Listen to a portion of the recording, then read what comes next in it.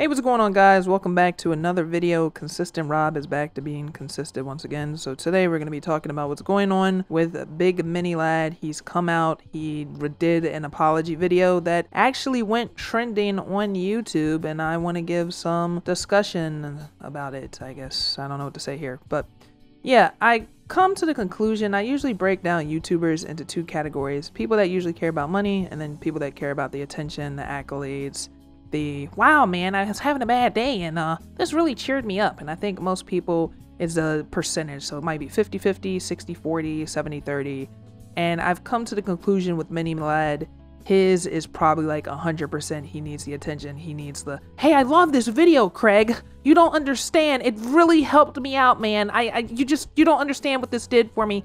Because in his apology video, he comes out, he says he apologizes to Haley and Ash for everything surrounding them, but the way he apologizes in a way, that's a tongue twister, but he apologizes in a way where it seems as if like, hey, I want to say I'm sorry, but I don't want to directly say what I did because I don't know what the fate of the channel might be if I come out and say exactly what I did. And what does that mean? If you've seen some of the context of the private conversations he's had where he's, you know, if I'm not mistaken, in one of them he dropped a dick pic and said, and now it's gone. He shows it, but he doesn't really give you the build-up. Like, he likes to hear things about his meat. He wants to be told that, yo, Craig, you got a fat cock, bro. That shit is big, fat. Looks like a goddamn Arizona tea can, bro. Like, that shit is fat, my nigga.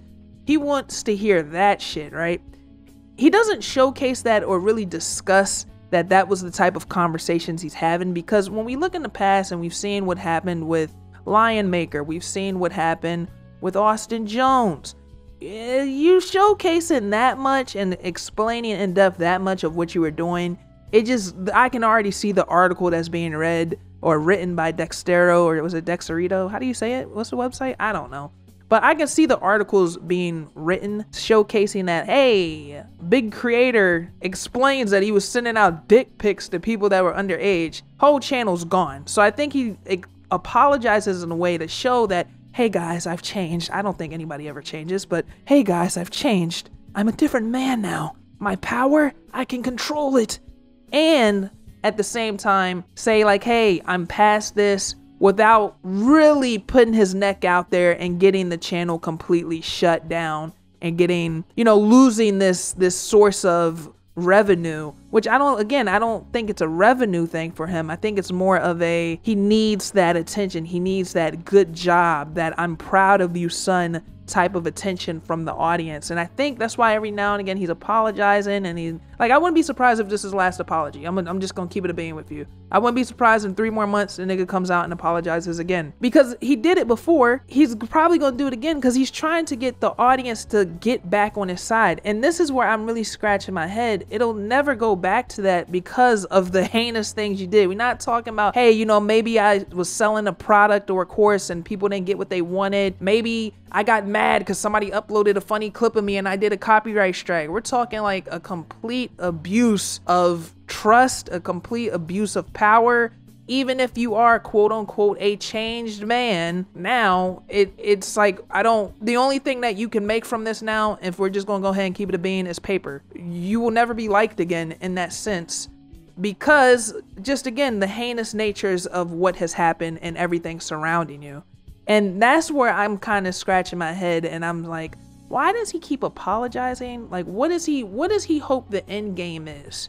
Because if you already reached out and publicly or privately apologized, which he shows in this video that he privately apologized to Haley and Ash, I don't understand why you have to keep doing it for the audience. Like, the audience ain't going to just say all of a sudden, hey man, you know what? Yeah, you know, I know how I be sending them dick pics. I understand that. No, I don't. I understand sending dick pics. I don't understand sending dick pics to underage chicks. I don't understand that one. I may understand being like, oh, I'm gonna send her a picture of my meat, but not to the person that's underage. I've been saying this for literally months on the Patreon only podcast that you can get in for as low as $5. I don't even know how people are getting in chats with these people. Like, I don't understand why you have something so big, you even risk it by getting into a chat with these individuals. But every time I say it, it makes so much sense to me that I start looking around and I start feeling even crazier. If I'm supposed to die at 84, like, my life expectancy dropped to 72 because I'm thinking about this shit so hard. But I don't know. That's all I got for what's going on with Big Craig. I don't think he realizes that it can't go back to normal. The situation has changed. It's like you fucking a chick and giving her an STD. She ain't never forgetting about that. She's gonna remember that when she's gonna be 80, remembering that when she may still think about that when she's an old woman. It can't go back to the way it used to be. Is this making sense to anybody, or am I crazy right now? Why doesn't this guy get that? All the apologies in the world aren't going to change the dynamic that, hey, you have a big audience and one could say you're a child entertainer and you had an abuse of trust with children. That's come on now, bro. Some people don't want you to upload. At least you can still upload. That's the thing about YouTube that is really great. YouTube doesn't really step in to shut stuff down unless you're really wilding the fuck out.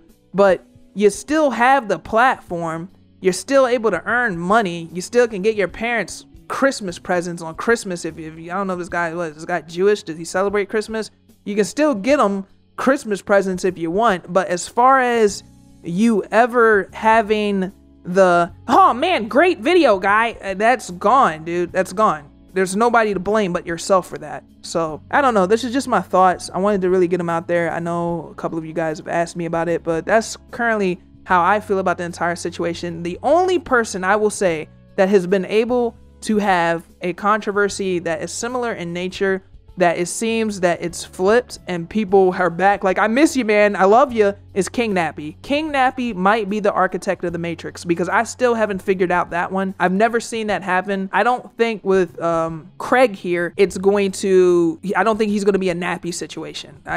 Yeah, King Nappy is the only anomaly in this theory that I have, that I honestly look at it from time to time and go look at comments like, wow, that is really interesting. But we're just going to go ahead and wrap it up here. That's my thoughts on the entire thing. Let me know how you feel down in the comment section below. If you haven't, be sure to check out my Patreon with over 110 hours of additional content. We are streaming every day. We make videos on there. If it's something you're interested in, you can check us out and hang out with us. So I'll catch you guys on the next one. Make sure you follow me on Twitter. You can send me some video ideas via DM. That being said, everybody have a great day, and I'll talk to y'all soon.